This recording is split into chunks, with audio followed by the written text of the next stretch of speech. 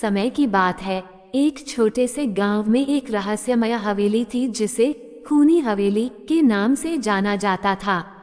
Bloody mention इसकी प्रेतवाधित होने के लिए एक भयानक प्रतिष्ठा थी, क्योंकि इसकी भयावह दीवारों के भीतर कई हत्याएं हुई थीं। ग्रामीणों का मानना था कि हवेली में प्रवेश करने वाला कोई भी व्यक्ति कभी भी जीवित नहीं लौटेगा। एक तूफानी रात साहसी युवाओं का एक समूह एक अलाव के चारों ओर इकट्ठा हुआ, डरावनी कहानियां साझा कर रहा था।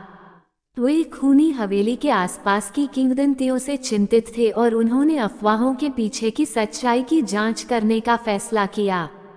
उनमें से राहुल, एक निडर और जिज्ञासु युवक, और रिया, एक बुद्धिमान और बहादुर लड़की थी।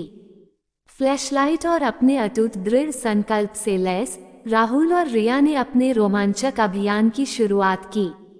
गांव के लोगों ने उन्हें आगे आने वाले खतरों के बारे में चेतावनी दी, लेकिन दोनों अडिग रहे। उनका मानना था कि सच्चाई को उजागर करने की आवश्यकता है और वे हवेली के अंदर जो कुछ भी उनका इंतजार कर रहा था उसका सामना करने के लिए तैयार थे। जैसे ही उन्होंने सावधानीपूर्वक हवेली के ढहते हुए प्रवेश द्वार में कदम रखा, उनकी रीढ़ की हड्डी में ठंडक फैल गई। हवा एक परेशान करने वाली खामोशी के साथ भारी थी, केवल उनके प्रतिध्वनित कदमों की आवाज से टूट गई। कोबवेब्स सड़े हुए फर्नीचर को सजाते थे और दीवारों पर भयानक छाया डालते हुए टूटी हुई खिड़कियों के माध्यम से मंद चांद की रोशनी को छानते थे। राहुल और रिया ने अपनी फ्लैशलाइट्स की चमकती चमक से निर्देशित होकर भूल भुलैया गलियारों की खोज की। हर क्रिकिंग फ्लोरबोर्ड ने उनकी प्रत्याशा को तेज कर दिया। अचानक उन्होंने एक दूर के कमरे से खून से लथपथ चिल्लाहट सुनी। भय ने उनके दिलों को जकड़ लिया, लेकिन उनका दृढ़ संकल्प डगमगाया नहीं। उन्होंने उस आवाज का अनुसरण किया और अंधेरे में डूबे एक कमरे में प्रवेश किया।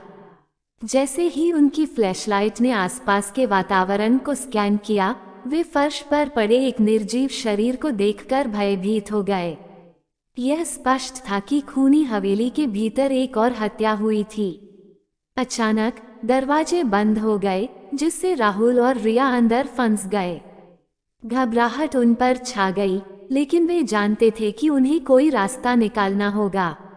जैसे जैसे वे बाहर निकलने का रास्ता खोजते गए, वातावरण और अधिक घुटन भरा होता गया। हर गुजरते पल के साथ उनका दिल धड़कता गया। भाग्य के एक झटके के साथ वे एक बुकशेल्फ के पीछे एक छिपे हुए मार्ग पर गिर पड़े।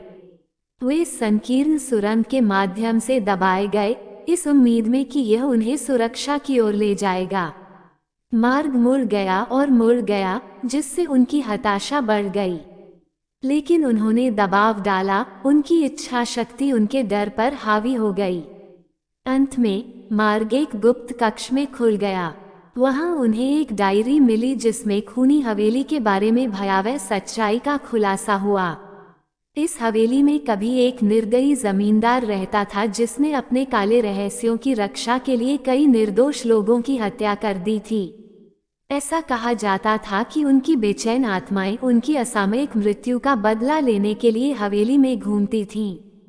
जैसे ही राहुल और रिया ने ठंडक भरे विवरण को अवशोषित किया, कमरा हिंसक रूप से हिलने लगा।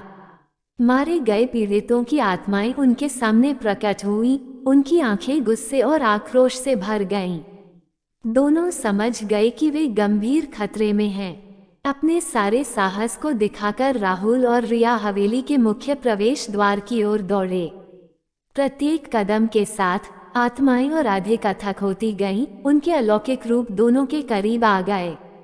लेकिन जैसे ही यह निराशाजनक लग रहा था, सूरज की रोशनी की पहली किरणें बादलों में घुस गईं, जिससे राहुल और रिया पर एक सुरक्षात्मक प्रकाश पड़ा।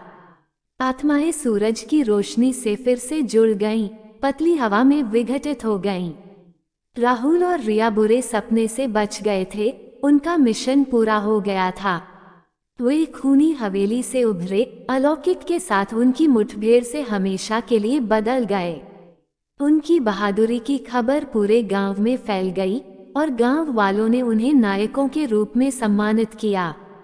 खूनी हवेली अतीत की एक डरावनी याद के रूप में खड़ी थी, लेकिन राहुल और रिया ने इसकी दीवारों के भीतर फंसी आत्माओं को बंद कर दिया था। तो फिर कैसा लगा हमारा यह वीडियो, कमेंट में जरूर बताएं। वीडियो को लाइक करें, चैनल को सब्सक्राइब करें। धन्यवाद।